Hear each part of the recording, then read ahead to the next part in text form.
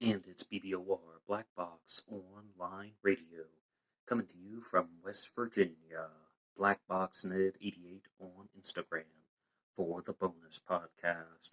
And today is Friday, another Anything Goes Friday. Welcome to the show. My name is Ned Dahan, and I will be your host. In this episode, I will be responding to the documentary Jeffrey Dahmer Fresh Meat, which is available on Tubi. Now, I'm going to confess something to you. I am a nerd. Believe it or not, some way, somehow. And sometimes I'm also a little bit of a dork. I was messing around on some of these streaming services, and Tubi happened to be one of them. Why? Because it is free. And they have a bunch of Tubi original content. And once I saw the true crime stuff on there, I was like, I have to watch all of this. That's why I'm a dork, nerd. Just something's a little bit different. It has a little bit of a different orange header because it's a Tubi original. And it got my attention. Now, if you haven't heard that particular documentary, I want you to keep listening because I always want these episodes to be available to someone who has watched the documentary or not, or read the book or not. And this is just going to be a general discussion about the serial killer, Jeffrey Dahmer. And as always, you can like and subscribe and follow the show on Instagram, BlackBoxNed88. So, firstly, as a title for a documentary, Fresh Meat, I thought that that was rather inappropriate, and I was not very impressed with that. And if you ever do get a chance to watch this on Tubi for free, there are a lot of comparisons between Jeffrey Dahmer, a serial killer who operated in Wisconsin, and other criminals from around the world, particularly those who focus on cannibalism. Because even I would admit that a cannibalistic serial killer is quite different than some of these other sexually motivated serial killers. Now, you might be thinking that Jeffrey Dahmer is a serial killer that people talk about very frequently. Why is that? Why on earth would that be? In the documentary Fresh Meat, they talked about how there could be a reason. There could be a reason why the general public is very familiar with Jeffrey Dahmer and not so familiar with similar serial killers who have cannibalized their victims, or even other serial killers in his proximity, such as Herb Baumeister, the I-70 strangler. Why this focus on him in particular? And their argument was that Jeffrey Dahmer was a serial killer who incorporated so many of the things that would make people afraid. Not only did he kill people, he also did horrendously horrific things to their bodies. He was not only a serial killer, but somewhat of a torturer. Not only was he a serial killer, he was also a sexual abuser. And, and this is an important one, he was able to blend into society and make people think that he was a nice, harmless guy. And that is something that is true of many serial killers, but it doesn't get reiterated enough. So you get all of these elements that would really just terrify people in the general public. But I do have to admit that there is this focus that is much greater on Jeffrey Dahmer, as opposed to some of the other serial killers out there. It wasn't until I was in adulthood that I learned that there are so many serial killers among us. I mean, when we were growing up, people would talk about serial killers and they would say Ted Bundy, John Wayne Gacy, Jeffrey Dahmer, the Zodiac Killer, Jack the Ripper. But that was the extent of the uninformed conversations. Very few people were talking about Dean Coral, the Candyman, another horrific serial killer, or even some other um, less ridiculous stories, such as Roger Kibbe, the I-5 Strangler. And the focus on Dahmer, I think, is also because people have a certain amount of curiosity based on his childhood. And the Fresh Meat documentary really wanted to zone in on that because when I would watch documentaries about Jeffrey Dahmer in the past, you would find out that he went on to confess to 17 different murders, as well as cannibalizing several of the victims, but also that they were trying to look at what was going on with him in his childhood that would lead to him becoming a serial killer. Jeffrey Dahmer was born in 1960, and a lot of the other sources on him state that he was not extremely abused as a child. And child abuse is absolutely the biggest factor that goes into becoming a serial killer. So says James H. Fallon, the neuroscientist and author of The Psychopath Inside. The three major factors would be genetics, there's something in the genes, neurological functioning, like the way that the brain is actually processing neurotransmitters and so on. And the third one would be child abuse. And absolutely, that would be the most significant factor because abuse can also affect somebody's mental state and it can allow for mental illnesses to become more severe. So, with Jeffrey Dahmer, though, the Fresh Meat documentary wanted to point out that his parents were involved with a nasty divorce, and there was lots of shouting and practical verbal abuse on those sides from one parent to another, and that there could have been a very intense amount of separation between the parents and Jeffrey Dahmer, and that he would have grown up with just a period of lack of bonding with the parents. And a lot of people tried to tie this into a morbid fascination that he had with animals and dissecting them and doing weird things to animal skulls. But that doesn't make somebody a serial killer. Absolutely not.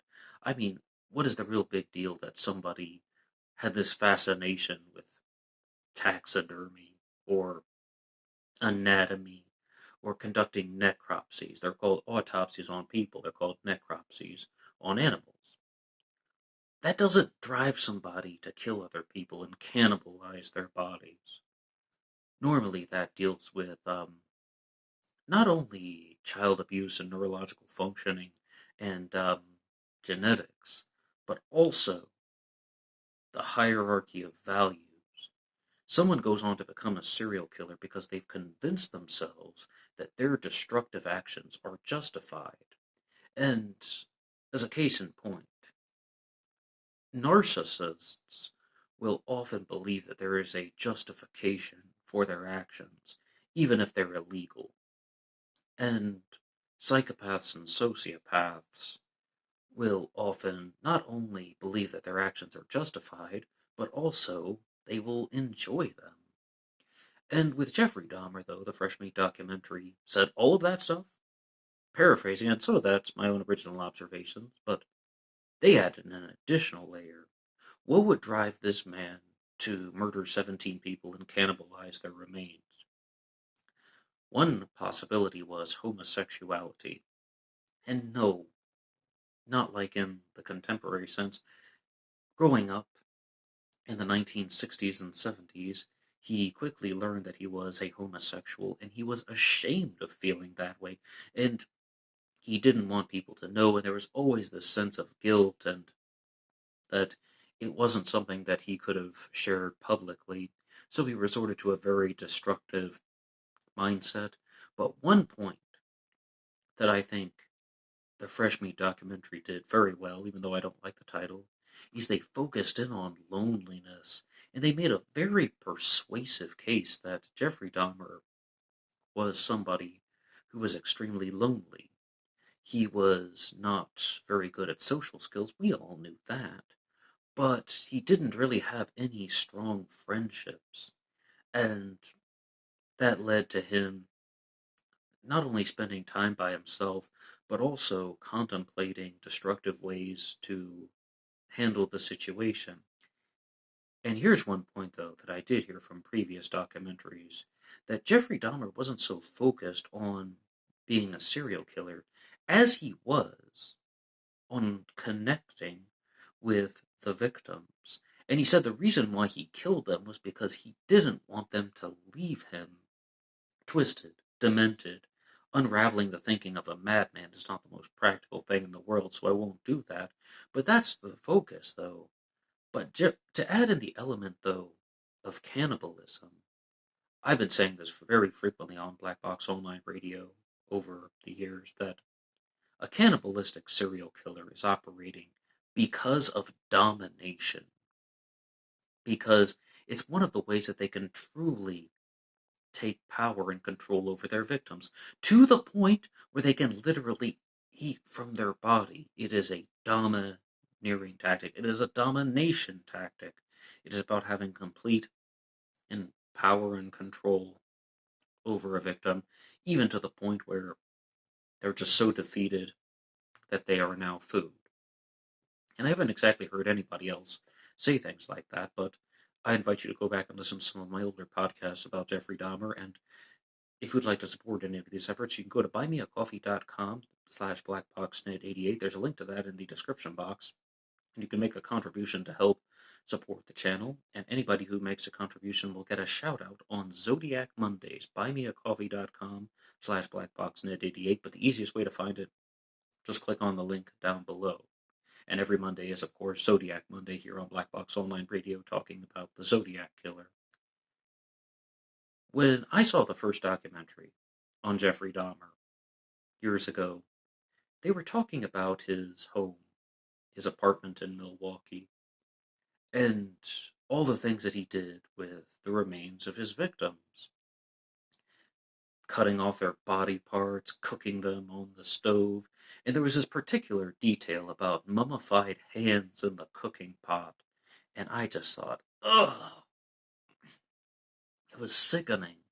I watch a lot of true crime programs, but that was just absolutely heinous and disgusting, and the Fresh Meat documentary really amped up some of the other disgusting aspects of Jeffrey Dahmer.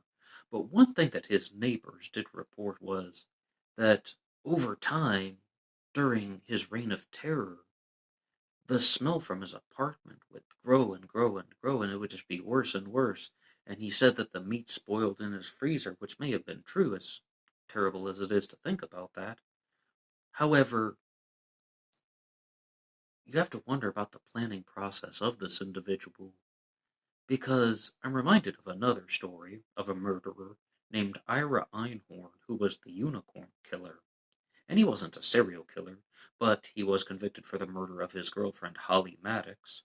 And something rather similar happened. He kept her body in a trunk in his home, in an apartment, and the other tenants in the building start to complain about the smell, and there's this shape that is forming on somebody's ceiling tiles in the apartment below him. And he even said, by his own admission, he could have bought stuff from a hardware store that could have made that smell disappear. And he was trying to say that somebody had set him up and he wasn't the actual murderer because he knew better. Well, I'm pretty sure Jeffrey Dahmer knew better as well. Absolutely he did, because he lived there and he could experience the smell of a dead body. But you have to wonder about the process. And in the episode that I did on the unicorn killer, the theory that was brought forward by the prosecuting attorneys was that that is a power tripping move. Why would somebody commit the crimes the way that Einhorn did or the way that Dahmer did? Power tripping. That is simply showing the world that I committed this crime and I'm not even gonna try to hide it. Okay, I'm gonna hide it a little bit, but I am so smart and I am so brilliant and I am so untouchable that I'm going to get away with it. It's almost like a taunt, but not quite. However, ultimately, Jeffrey Dahmer was convicted because of his own arrogance, carelessness, and you can really see that he isn't putting in an enormous amount of effort to try and hide the fact that he was a serial killer. But on that notion, Jeffrey Dahmer is someone who is referred to as the Milwaukee Monster, the Milwaukee Cannibal. Sometimes it's written as the Monster of Milwaukee, and I've never liked that nickname. Even for another serial killer, Alan Legere, who was from Canada, he was referred to as the Monster of the Miramichi. The reason why is these people are not monsters. The Milwaukee Monster, no, they are not monsters. They are mentally deranged individuals. And I'm not quite sure that everybody comprehends that, because there are reasons that drive people to kill. And that's what we talk about here in the true crime world on YouTube. We talk about how does society affect people to the point where they go on to become a cannibalistic serial killer, and recognizing that that's bad. That's bad. And right now, rest in peace to all the victims of Jeffrey Dahmer, and also recognize that absolutely what he did was wrong. But this was not something that could have been prevented. People could have responded to this in a much stronger way. Because the Fresh Meat documentary started out by saying that Jeffrey Dahmer did a lot of bizarre behaviors in his youth. No, he didn't connect well with the other kids, and he didn't have strong friendships. But he would do fits of bizarre behavior, and like even sneaking into club photos when he didn't belong to the club and get his face blacked out in the yearbook. And interestingly, what this documentary said was the reason why he always got a free pass on these behaviors was most of the time he was just a really nice guy, and then people didn't want to punish him. And sometimes you have to punish the person who is conventionally nice. None of this, well, I don't want to be too hard on him. Because people like Jeffrey Dahmer learn how to manipulate that type of thinking. But it also goes to show you that by expressing himself in these unconventional ways, he was also giving into the dopamine urges in his brain. I talk about this very frequently on the channel. Many serial killers are driven by surges of dopamine. In fact, a key function of antipsychotic medication is to reduce the amount of dopamine in the brain, and I would invite you to listen to my episode, The Brain of a Serial Killer, where I talk more about that. But when it comes to all of the behaviors that he expressed, if you would like to see some recreations of this, I recommend the movie My Friend Dahmer. It's actually based on a graphic novel by Durf Bachter, someone who knew him personally. And it shows all the bizarre fits of strange activities that Jeffrey Dahmer would go through, almost like putting on a performance or a show for his other classmates, even though he definitely did not have their respect. And also, a lot of people could recognize that he was exhibiting rather strange behaviors. But by the time he got to his adulthood, people also said about him is that he had a very attractive appearance. I've told this story on the channel before, but when I was a freshman in college, I was talking to somebody about serial killers. Good way to make friends, right? And they brought up Jeffrey Dahmer. And what this person said was that she was once talking to somebody about serial killers, and they brought up Dahmer, and her female friend said, "Is it weird that I think that he was really attractive?" Was it weird for her to think that? At the time, when I was 18 years old, I was just like, yeah, that's weird. Your friend's a total creep, and she should get her head checked. Now that I'm much older, no, it's not weird. Because this is how serial killers operate. They present themselves as attractive, non-threatening. They might even have glib and superficial charm. In fact, that's something that is on the psychopathic checklist, glib and superficial charm. They're attracting their prey. They're attracting people as if they were any other form of prey. So it's totally normal to have that type of behavior, or that type of reaction when you're looking at a photo of a serial killer. Many women thought that Ted Bundy was attractive, and if anything, Ted Bundy had very symmetrical facial features. There were women out there that were throwing themselves at Richard Ramirez. I do not know why. That man had a set of teeth like a frickin' garbage dump, but they were. It's quite shocking. However, with Jeffrey Dahmer, though, he wasn't even really into women. He was into plotting and planning and expressing his own destructive tendencies in a way that would fuel his own excitement. That is almost a hallmark of serial killer behavior. But it's something that was very interesting in Fresh Meat was They compared the activities of Jeffrey Dahmer to other murderers, and one of them was Luca Magnotta, who is the subject of the documentary Don't Fuck with Cats. And he starts out by torturing cats in videos, and there was this online hunt to find out who's the cat killer, and then he escalated to murdering a human. But he went on the run and he was apprehended. And they just sort of insinuated at something. What would Jeffrey Dahmer have been like if there had been the internet and smartphones and the ability to share videos so easily? Would he have portrayed himself in a different way? I think absolutely yes. Because yes, he's operating in the uh, mid part of the later half of the 20th century, and they don't have the internet. But if he's putting on performances for his friends at school, just showing off all bizarre behavior that he did, like one time he ate some seeds at a shopping mall and started shouting that he was allergic to them, even though it wasn't true. Those types of activities, you would have been all over YouTube, and especially TikTok. Maybe TikTok even more so than YouTube. Yikes. But thankfully, we don't have to live through that. Jeffrey Dahmer would pass away in 1994 after being murdered in prison in somewhat of a rough beating.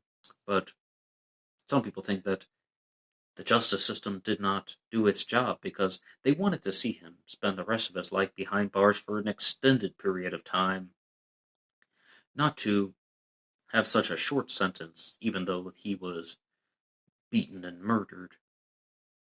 Justice works in some very bizarre ways in itself. But what do you think about Jeffrey Dahmer as a serial killer? Is there something in particular that you notice about his psychology? Have you watched the documentary Fresh Meat on Tubi? And are there any future cases that you'd like to hear about on Black Box Online Radio?